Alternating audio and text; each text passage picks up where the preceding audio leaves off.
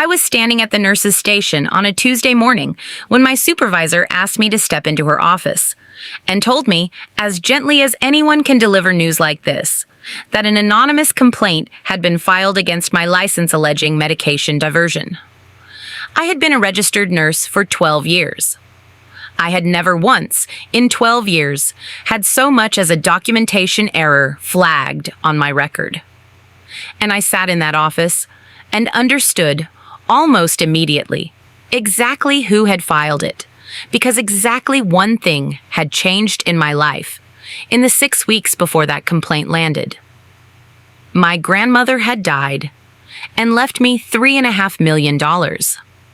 I want you to sit with that math for a second, because it took me embarrassingly little time to do it myself. My parents were not named in my grandmother's will. I was entirely, specifically, and deliberately. And 6 weeks after that will became public.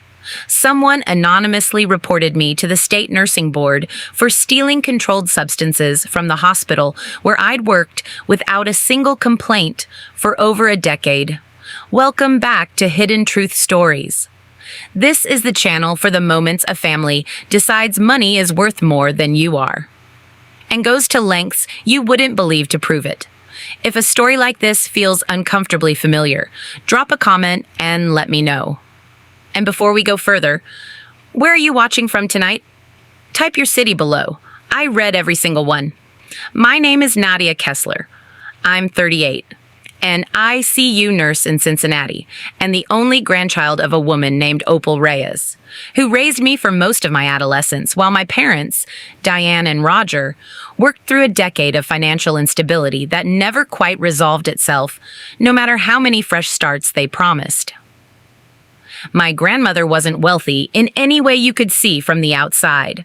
She lived in the same modest ranch house for 40 years, drove the same Buick for 2 decades, clipped coupons out of habit long after she technically didn't need to.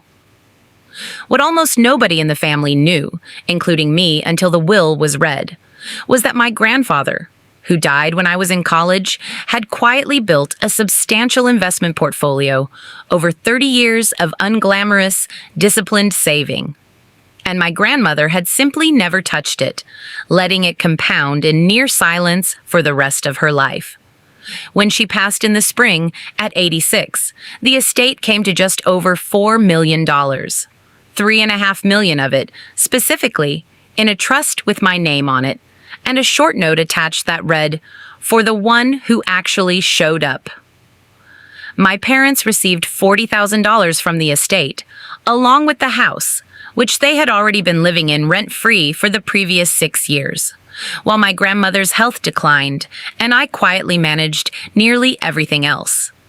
Her medications, her doctor's appointments, the endless small logistics of caring for an aging woman that somehow, despite living 20 minutes closer than I did, my parents rarely found time for. I want to be careful here, because I don't think my parents are cartoonishly evil people. I think they are people who have spent their entire adult lives believing the world owed them more than it delivered, and who found, in my grandmother's death, a number large enough to finally make that belief feel worth acting on. The will was read on a Thursday. By the following Monday, my mother had already called me twice, not to grieve together, but to ask, with a carefulness I recognized instantly as rehearsed, whether I'd thought about what Grandma would really have wanted regarding sharing things more fairly among the family. I told her the will was clear, and that I intended to honor exactly what my grandmother had written. My mother's voice, on that call, went cold in a way I'd heard only a handful of times in my life, usually right before something worse happened. If you've ever watched money reveal exactly what your family actually thought of you, tell me in the comments. What did the number turn out to be? 6 weeks passed in relative quiet. Or what I mistook for quiet. I was grieving my grandmother in the ordinary, unglamorous way people grieve. Bad nights. Good days that felt guilty for being good. The strange administrative burden of closing out someone's whole life in paperwork. I'd hired an estate attorney to help finalize the trust and had begun, cautiously, thinking about what a life with that kind of security might actually look like.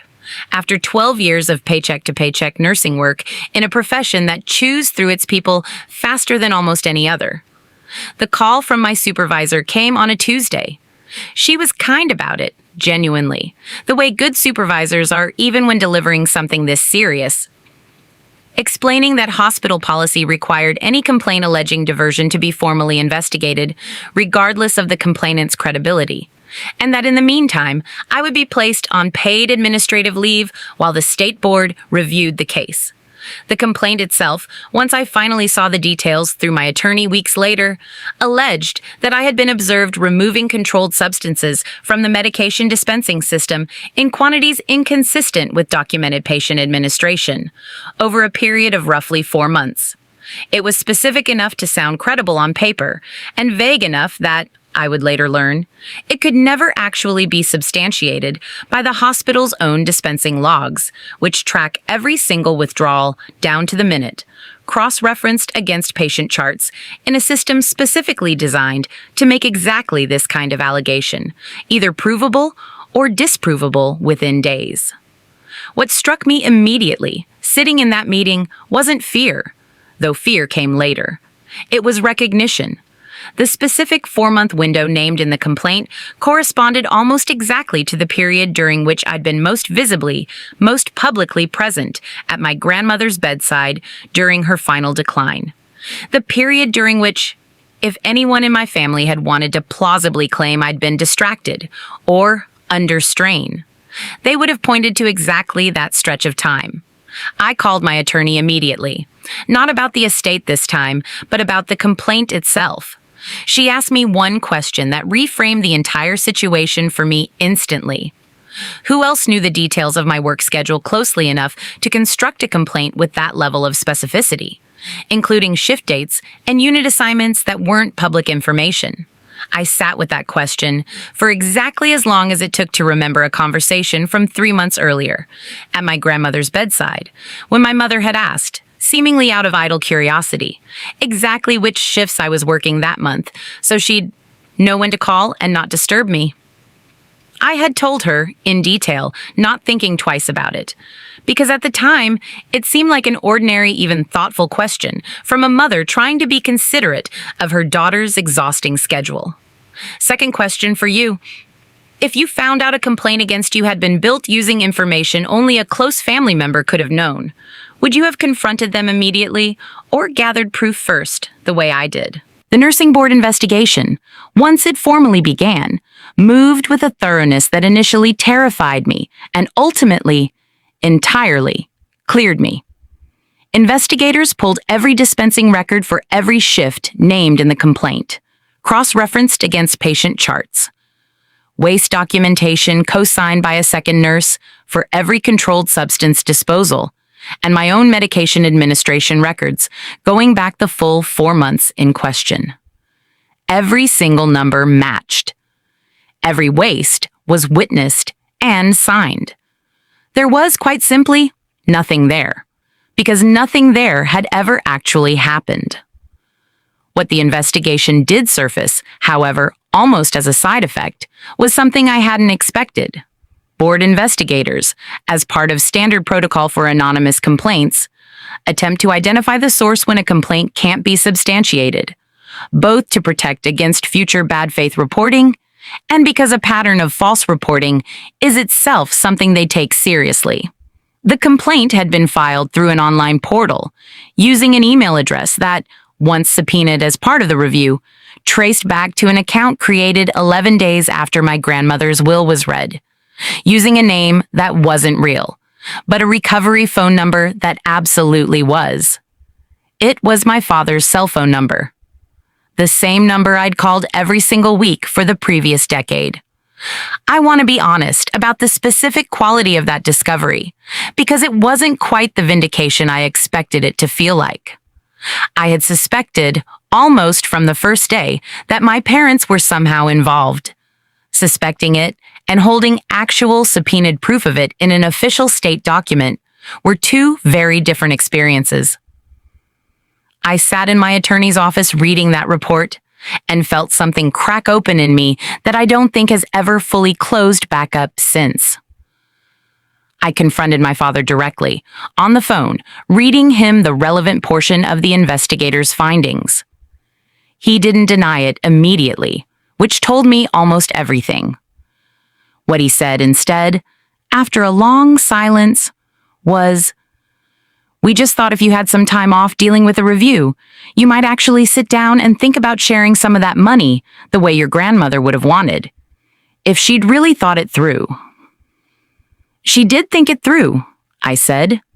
"She wrote a note. She said it was for the one who actually showed up." He didn't have an answer for that. My mother, when I finally reached her separately, cried and insisted the whole thing had gotten out of hand, as though a false report to a state licensing board threatening my entire career was a minor miscalculation rather than a deliberate, researched attempt to destabilize my professional standing during exactly the window when I was most vulnerable and most publicly connected to a large inheritance. If this story is hitting a nerve, subscribe so the next one finds you. And tell me honestly, would you have pressed charges the way I eventually did, or let it go once you were cleared? Filing a false report to a state licensing board is, in most states, including Ohio, a criminal offense. And my attorney was clear with me from the start that I had every right to pursue it, separate entirely from any civil claim related to the harassment itself. I want to be honest about how long I sat with that decision, because it wasn't an easy one. These were my parents. Whatever they had done, some old, deep part of me still recoiled at the idea of turning that machinery loose on them formally, permanently, in a way that couldn't be quietly walked back later. In the end, I didn't pursue criminal charges, though I came close enough that my attorney drafted the initial paperwork before I asked her to hold it. What I did instead was have her send a formal letter on record, laying out the evidence the board's investigation had already surfaced, along with a clear statement that any further contact attempting to influence the trust, any further complaints filed anonymously or otherwise, and any attempt to challenge my grandmother's will would be met immediately with both the criminal referral and a civil suit for damages related to my administrative leave and the professional harm the complaint had caused. That letter did what 6 weeks of phone calls from me never could. My parents stopped calling. I don't say that with satisfaction exactly, though I won't pretend there wasn't some.